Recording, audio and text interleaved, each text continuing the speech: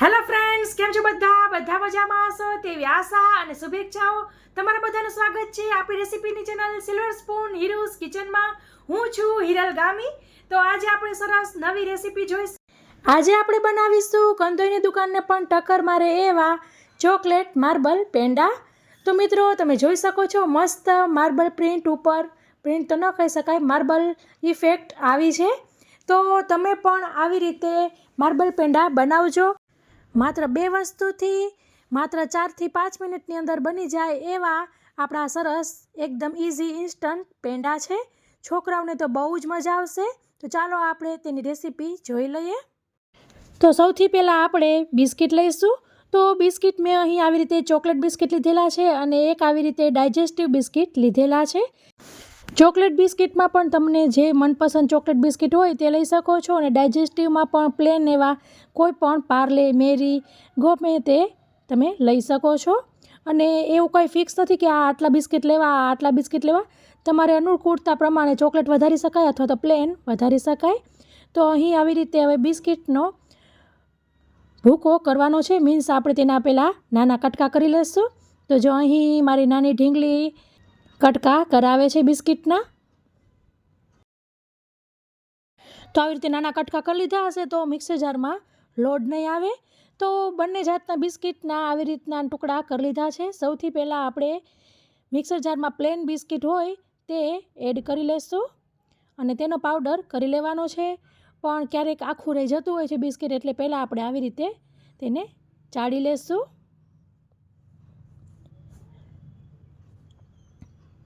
તો સરસ તેનો ભૂકો ચરાઈ ગયો છે. હવે આપણે ચોકલેટ બિસ્કિટને પણ પીસી લીધેલા છે, તેને પણ હવે ચાળી લેશું.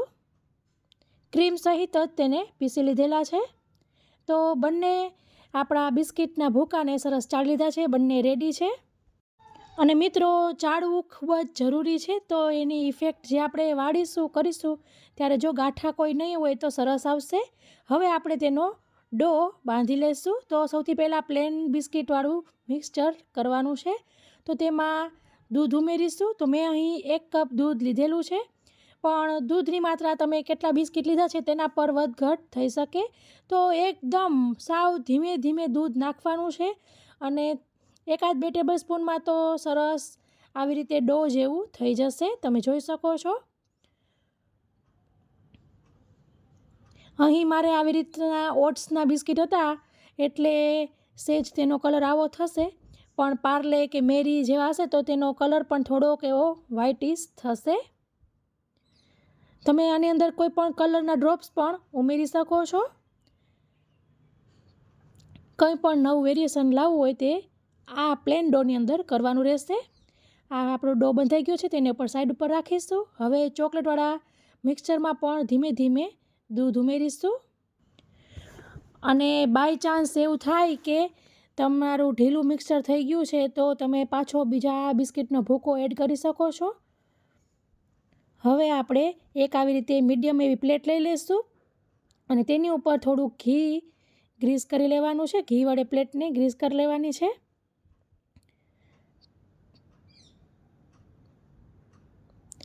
પછી આપણે અહીં જે પ્લેન ડો હતા ને તેના આવી રીતે 2 ભાગ એક સરખા કરી લીધા છે. તો તેમાંથી એક ભાગ લેશું અને થોડુંક આવી રીતે મસળીને આવું લૂવો જેવું કરી લેવાનું છે ને પોળું ફેલાવવાનું છે ટૂંકમાં. તો આપણે તેને ફેલાવી લઈશું. તમે બટર પેપર પણ કરી શકો છો. તો આવી રીતે મેં શેપ થોડોક સ્ક્વેર આપવાની કોશિશ કરેલી છે, તમે જોઈ શકો છો. અને મિક્સચર સાવ એટલું પણ કઠણ નથી હોતું કે આપણે હાથેથી ફેલાવી તો ફેલાય નહીં, અને એટલું ઢીલું પણ નથી હોતું કે તેનો શેપ વિખાઈ જાય. તો આપણે પ્લેનના જ 2 ભાગ કરવાના છે અને આવી રીતે ચોકલેટવાળા મિક્સચરને તેની ઉપર સેટ કરવાનું થશે. તો તે લેયર જાડું થશે. તો આવી રીતે તે જ શેપમાં થોડુંક આપણે બને ત્યાં સુધી ફેલાવી દેવાનું થશે. તમને મિત્રો મારી રેસીપી પસંદ આવતી હોય તો જરૂરથી લાઇક કરજો, કોમેન્ટ કરજો.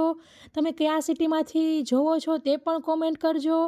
અને હા ફ્રેન્ડ્સ, મારી ચેનલ ઉપર નવા હોય અથવા તો હજી સુધી મારી ચેનલ સબસ્ક્રાઈબ ન કરી હોય તો જરૂરથી સબસ્ક્રાઈબ કરજો. સબસ્ક્રાઈબ કરવું તે બિલકુલ ફ્રી છે. તો આવી રીતે આપણે બીજું જે પ્લેન લેયર હતું તેને પણ ઉપર લેયર કરી દીધું છે અને આવી રીતે તેને તવીથા વડે કટ લગાવી લેશું. તમારે જો મીઠાઈ કરવી હોય ને તો વ્યવસ્થિત વણીને કરવાની થશે, પણ અત્યારે આપણે તેમાંથી પેંડા કરવા છે એટલે અનઇવન ચાલે. પછી આપણે જે કાપા કરેલા છે તેમાંથી એક ભાગ લઈને તેને આપણે આવી રીતે રાઉન્ડ કરી લેશું અને સરસ બોલ બનાવીને તેને આપણે આવી રીતે સહેજ એવું પ્રેસ કરી લેવું, કેમ કે આપણે ત્યારે પેંડા બનાવી રહ્યા છીએ. તો આવી રીતે સરસ માર્બલ ઇફેક્ટ આવતી જશે. તો આમ આપણે બધાય પેંડા વાળી લેશું. અહીં મેં 2 પ્લેન અને 1 ચોકલેટ કરેલ છે. તમે 2 ચોકલેટ અને 1 પ્લેન કરી શકો છો, અથવા પ્લેન ચોકલેટ એવી રીતે કરીને પછી પણ આવી રીતે પેંડા વાળી શકો છો. તે તમારી અનુકૂળતા પ્રમાણે તમે સહેજ ચેન્જીસ લાવી શકો છો. તો ફ્રેન્ડ્સ, મસ્ત આપણા પેંડા બની ગયા છે. તો તેને આપણે સર્વિંગ પ્લેટમાં લઈ લઈશું.